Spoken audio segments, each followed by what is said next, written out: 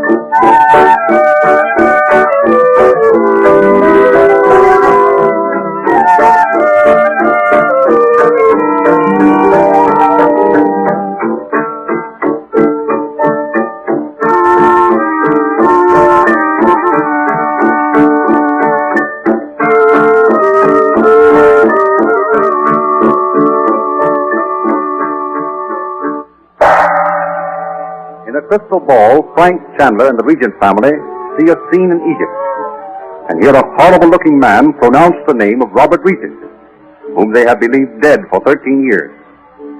Thrilled by the thought that her husband may yet live, Dorothy decides to go in search of him. The present act reveals the Regent and Chandler in a native street in the city of Alexandria. Chandu, the magician.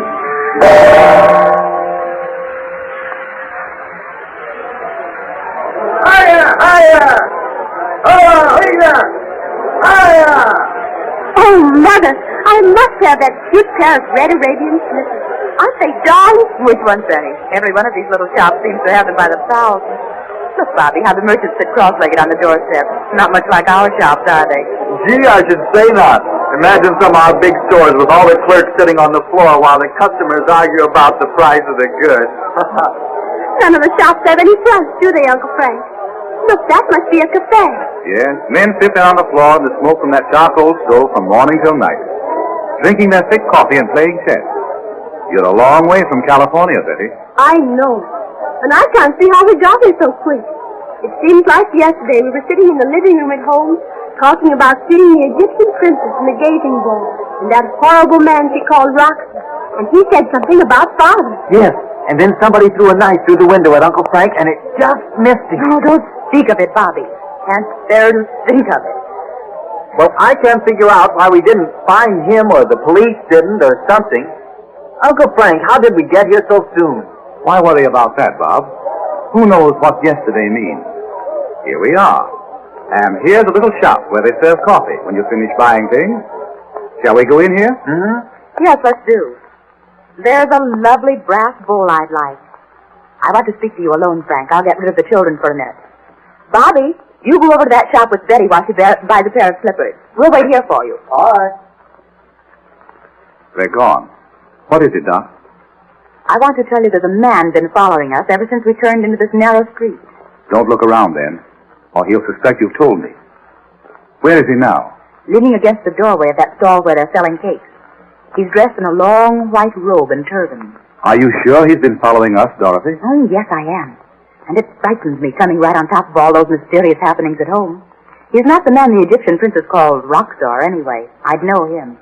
I saw his horrible face. Well, as soon as we get back to the hotel, I'll try to locate the princess. Is that man still there?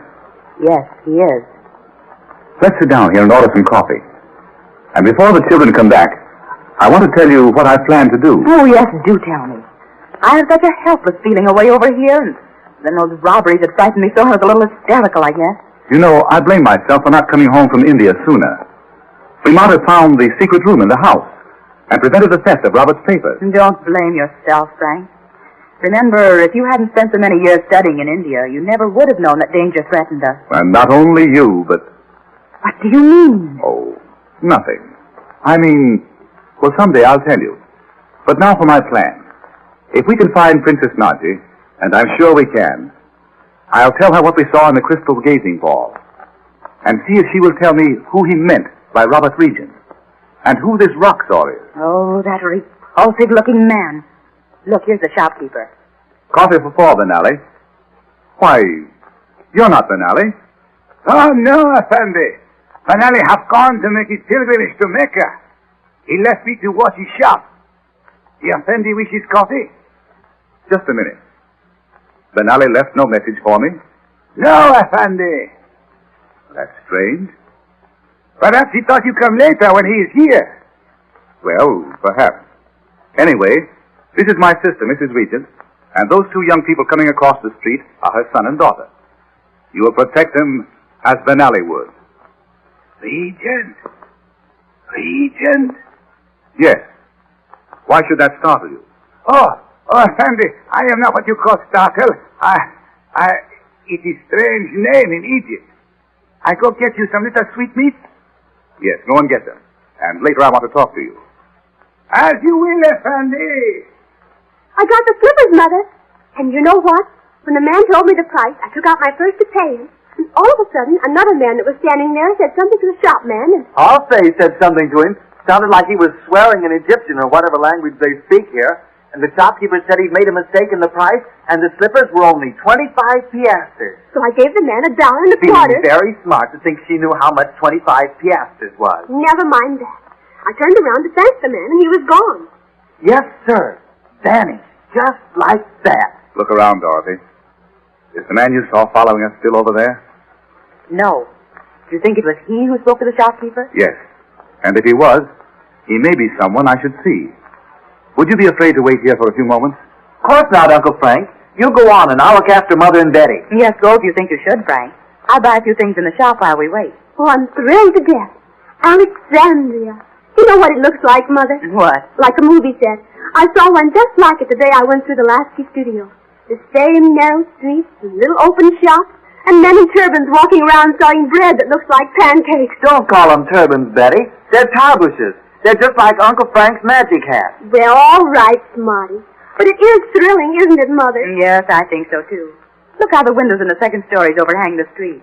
And maybe behind those lattice windows, a beautiful princess is held captive by a big, fat man with a curved sword. Oh, Betty.